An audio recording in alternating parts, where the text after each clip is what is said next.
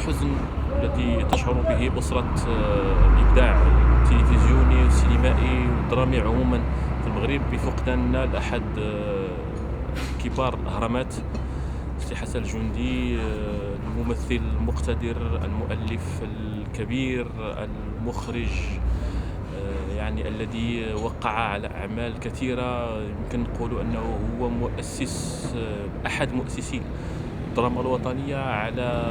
بصوته استمتعنا بالإذاعة، قربنا من الإذاعة. أيام كنا وحنا صغار كنسمعوا الأزلية.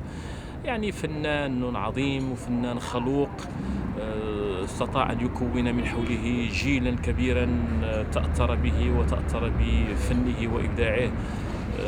نتمنى له في هذا اليوم الرحمة والمغفرة، وإنا لله وإنا إليه راجعون.